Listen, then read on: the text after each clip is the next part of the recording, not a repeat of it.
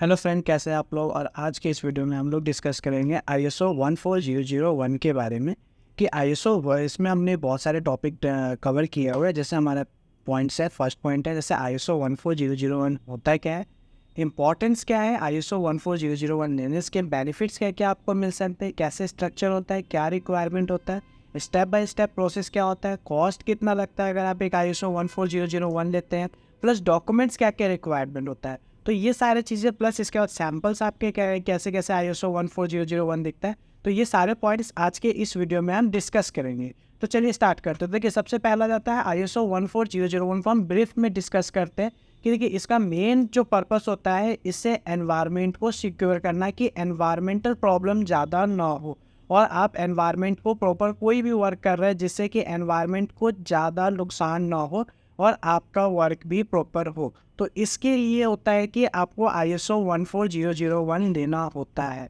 ठीक है, अब आता है इंपॉर्टेंस। देखिए, जो सबसे पहला है एनवायरमेंट एंड कंसर्न, जो मैंने आपको ऑलरेडी डिस्कस कर दिया है। इसमें जैसे ग्रोइंग पॉल्यूशन हो गया, आपका डिफॉरेस्टेशन हो गया, वेस्ट मैनेजमेंट चैलेंज हो गया, ये सारे चीज़। उसके बाद गवर्नमेंट रेगुलेशन कुछ होते हैं, जैसे एयर एक्ट हो गया, आपके पास वाटर एक्ट हो गया, ई वेस्ट मैनेजमेंट हो गया, फिर ग्लोबल कम्पिटिटिवनेस हो गया। जैसे इंडिया से बाहर अगर आपको कुछ आपको कुछ प्रोडक्ट सेल करने हैं तो उसके लिए आपके पास 14001 होना चाहिए।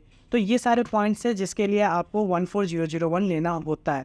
अब की बेनिफिट्स क्या है इसके, सबसे फर्स्ट चीज़ है कॉस्ट सेविंग होता है, reduce best and energy consumption हो गया आपके पास, लीडिंग टू लोअर ऑपरेशन, आपका कॉस्ट आ गया। उसका इम्प्रूव रेपुटेशन हो गया आपके इसके साथ, लीगल कॉम्प्लाइंसेस आपके फुलफिल हो जाते हैं। उसके बाद रिस्क मैनेजमेंट भी आपका हो गया और एनवायरमेंट मैनेजमेंट भी आपका आ ही गया।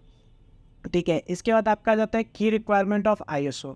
देखिए, इसमें सबसे फर्स्ट चीज़ होता है कि आपका एनवायरनमेंट पॉलिसी होना चाहिए। अगर आप कोई ISO 14001 लेते होते हैं, आपके पास एक एनवायरनमेंट पॉलिसी होना चाहिए कि आप एनवायरनमेंट को कैसे सिक्योर कर सकते हैं जिससे कि ज़्यादा से ज़्यादा आप एनवायरनमेंट को सेव कर सकते हैं। ठीक है, तो ये नॉर्मली कुछ पॉइंट होते हैं जिसके बेसिस पे आपको कभी भी आप ISO 14001 लेंगे तो ये सारी चीज़ें पूछा जाता है। नेक्स्ट आ जाता है स्टेप।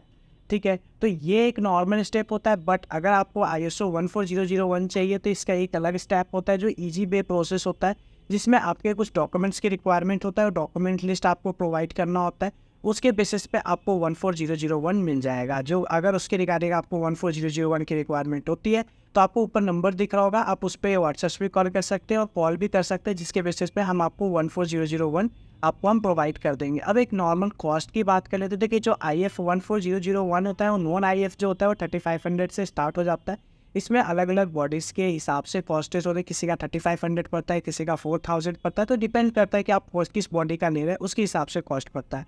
और अगर आप IF ले रहे हैं तो ये स्टार्टिंग हो जाता है 5000 से। आपको नॉर्मली 5000 में IF में आपको मिल जाएगा। ठीक है, इसमें क्या है, अगर आप कोई टेंडर के लिए फाइल कर रहे हैं तो आपको कंपलसरी होता है कि आप IF के ही लिए जाइए।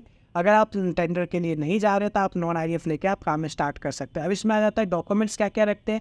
तो देखिए, सबसे पहला होता है पैन कार्ड। आपका पैन कार्ड, अगर आप प्रोप्राइटरशिप पे है तो आपका पैन कार्ड लग जाएगा। अगर आपके पास प्राइवेट लिमिटेड कंपनी है तो कंपनी का पैन कार्ड लग जाएगा। GST सर्टिफिकेट लग जाएगा। सेल परचेस की कॉपी के बिल लगेंगे।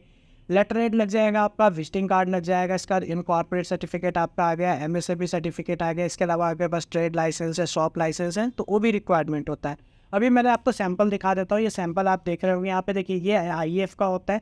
IF में हमेशा 14001 में आपको IF का लोगो हमेशा मिलेगा, चाहे कोई भी आपका बॉडी ले लीजिए। ठीक है, इसमें भी आपको IF का ही देखिए आपको यहाँ पे मिल जाएगा। दोनों में आपको QR कोड मिलता है, आप वेरीफाई भी कर सकते हैं जाके कि IF में जेन्युइन है या नहीं है। नेक्स्ट आ जाता है आपके पास नॉन IF का सैंपल। नॉन IF सैंपल में आपको ये देखिए, ये आपको दिख जाएगा यहाँ पे। इसमें नॉन IF होता है, इसमें आपको IF नहीं लिखा हुआ दिख जाएगा।